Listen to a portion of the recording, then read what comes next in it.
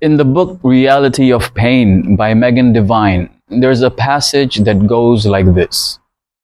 You're in pain and it can't be made better.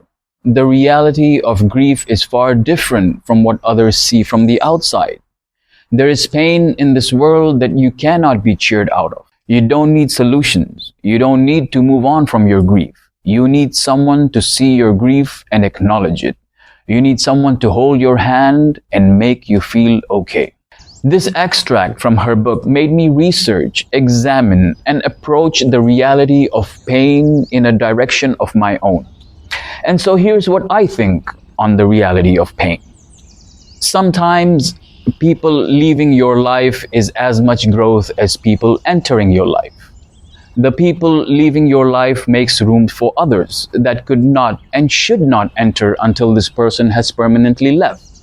I don't wish to state the painful obvious. However, after the initial stage of how you discovered the truth, it changed everything. And that's when you held on desperately to the rails while the floodgates of reality were opening. I know you've had this conversation with your partner in your head many times. Who were you? Because you aren't what I thought you were. I thought I knew you. But in reality, I didn't know you at all. And I never knew you. And all the things I thought we were doing together weren't happening. Something else was happening.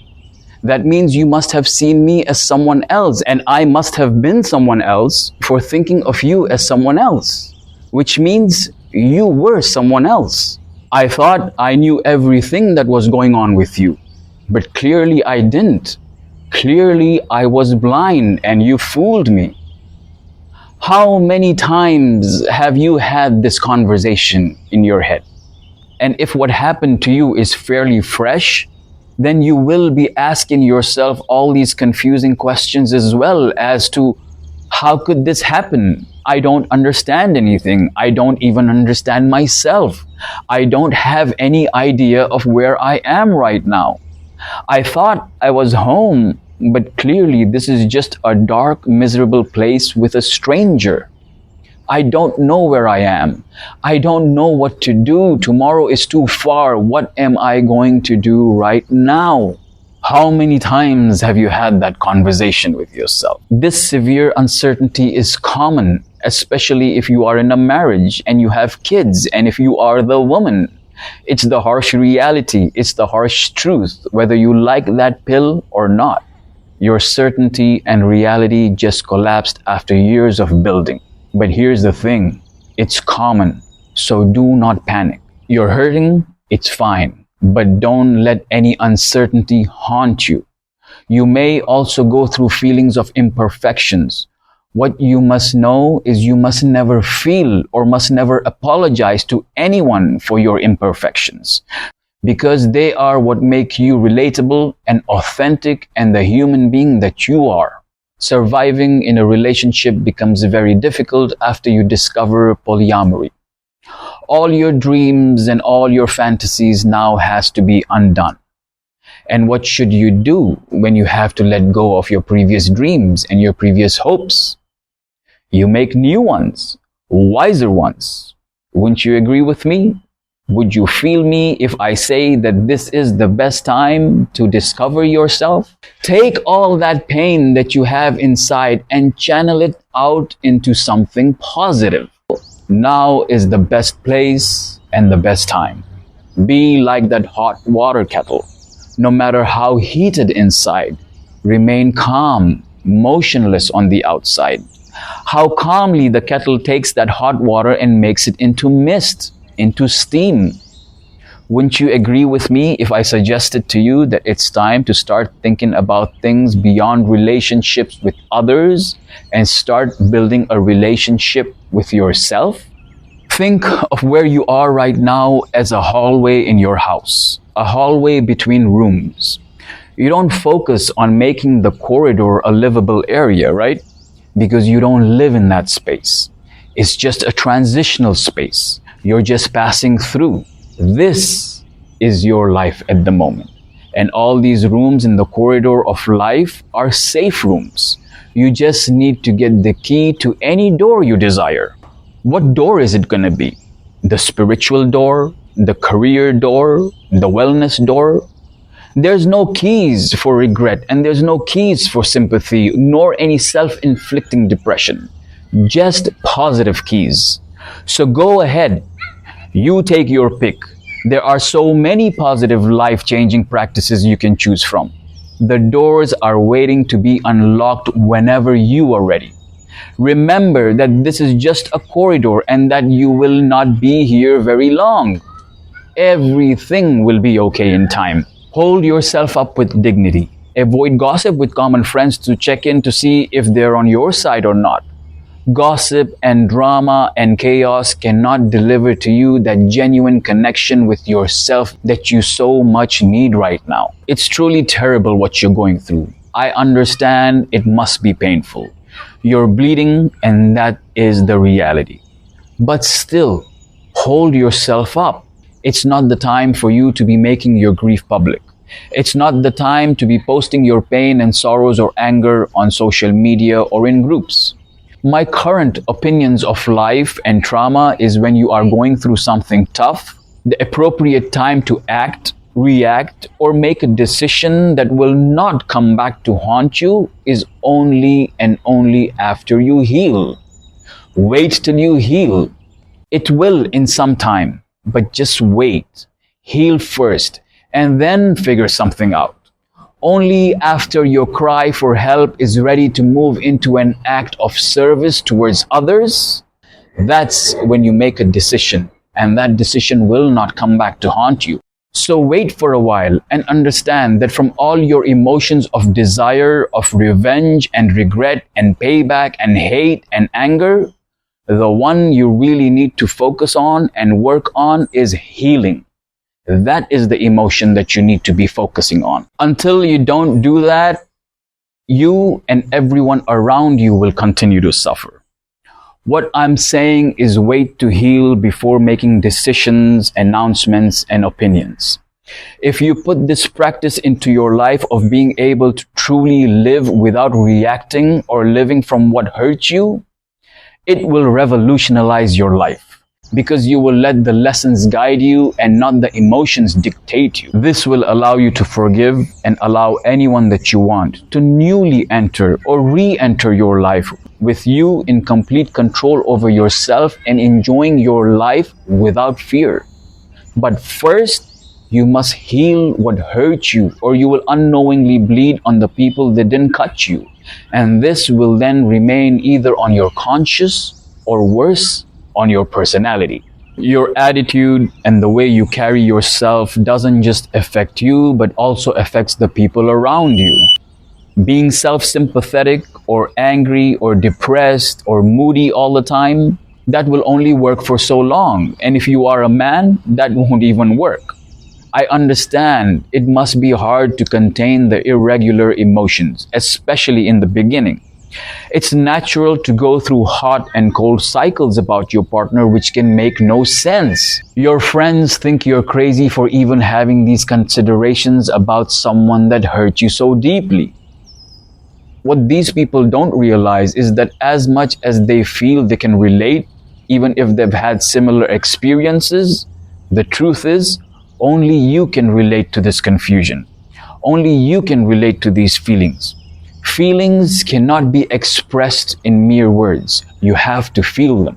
You have to experience them. You have to go through them. Your experiences with your partner were yours. No one will ever relate to them except for you in what you shared with them in all the time that you were together. Simultaneously, it's important that your trauma doesn't shell you out completely and having you block the entire world. Doing this will be a form of self-sabotage. You make the subconscious decision never to be vulnerable again from the pain that is being caused. So what happens is you never again ask for what you need. You never again open your heart completely. You never trust all the way. You never show the truth of who you really are or what you really feel. This is how you protect yourself when you feel powerless. The trouble is, This form of self-sabotage will run your life with vigilance. And so when love, when hope and expansion tries to enter into your life, the self-sabotage part of you starts alerting you of danger. This will then restrict you into entering into new relationships. You will not be able to be fair or completely in love. You will not be able to receive or give love without fear. So be selective of who you are taking your advices from at the moment. People have a lot to say about lives they've never lived. Everything that hurts you, find a way to overcome it. Everything that you feel is difficult for you, find a way to continue doing it. Do it for yourself. You have nothing to prove to anyone. You want to be strong? Be strong. You want to be weak? Be weak. You want to be both? Be both. Be like the desert nomad if you want. In a sandstorm, he kneels down in a fetal position and covers himself with a sheet until the storm is over. Or how an ocean liner turns off all its engines in a sea storm and just drifts in the ginormous waves. Be like the nomad. Be like the ocean liner. Just drift when you have no control. Let life drift you into where you are supposed to be. Everything will resolve itself as long as you contain yourself, as long as you create meaningful purposes of your life, as long as you can forgive and give yourself a chance to move on. And don't overthink, don't overdo. You're not in a competition with anyone. You have nothing to prove to anyone. You do not need to be looking on how to perfect yourself on your external imperfections. There is no such thing. What you may feel is the pursuit for perfection is actually fear. Fear of being hurt again. Let me tell you this, my wounded companion. No matter what you do, pain will find a way to re-enter your life. And yes, you can control it this time, but it will enter in some form or the other at some point. So while you are trying to strengthen up and to keep pain out, the realization that you can live, love, and be free fearlessly once again should never be neglected. Betrayal happens in life, not to life. People get tested in areas and things most precious to them. How else would you learn? So at least you know that you've been tested on something that you were truly 100% passionate and dedicated in. So who lost? They lost. And don't let their actions make you self-sabotage yourself. They were supposed to hurt you and you were supposed to sit in your pain for a little while.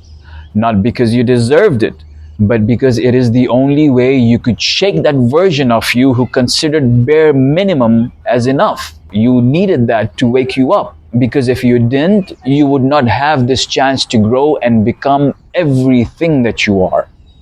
Think of it this way, that the soul needs an adventure all the time.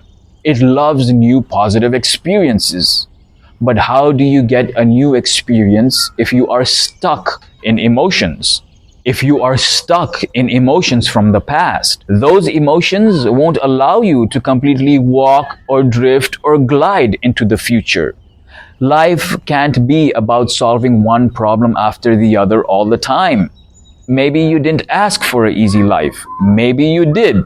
Take whatever comes your way, okay? And if it leaves, let it pass. Sometimes you just have to allow yourself to drift. And these are one of those moments.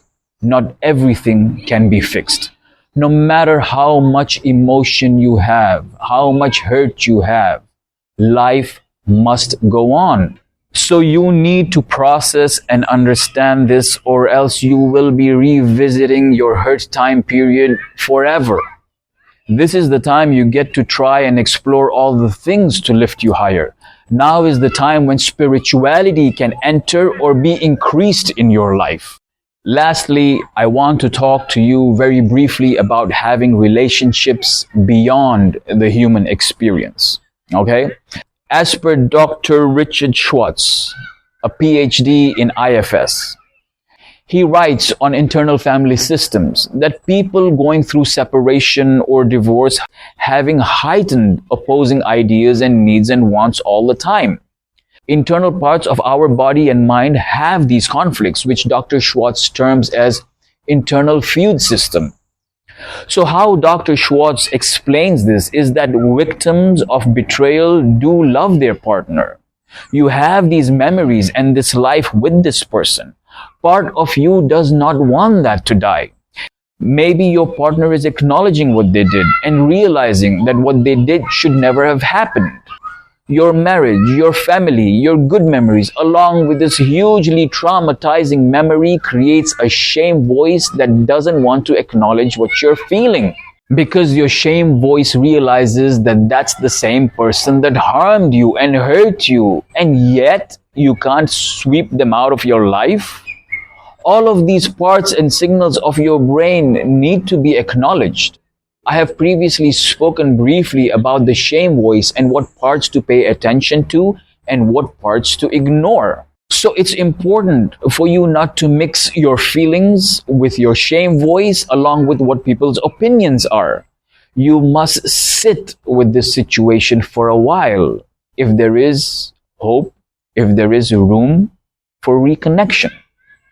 The one therapy that does work well for the fallen who do not want to rise up, who do not want to trust and love again, but they had no one to talk to or seek guidance from, or maybe they were just in a space where people were just unbearable at that moment. It's very natural to be in that space after a trauma. Maybe you are in that space as well. If that's the case, then do consider therapy through animals. Wolf therapy and equine therapy, therapy with dogs, therapy through birds, and therapy through beautiful creations. What research and psychologists are saying is that you can fix those traumas, you can fix those parts of your brain that are vulnerable through affection and love with animals, through being vulnerable with animals in the beginning.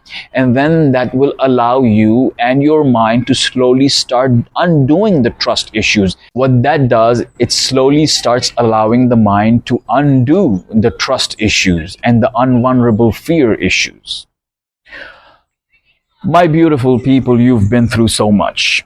Find someone to hug right now. And try a day at a time to follow the few simple techniques I have spoken about. And I promise you, you will be fine much faster than you plan. What you have been through and are going through is entirely brave. And you're here, trying to stand, trying to heal, trying to make sense of it all. And in all this, you forgot to realize that you got wiser, you got smarter. You see things from what they are now. The universe picked you to put the magic glasses on. And remember that there are 3 rules that govern the magic glasses.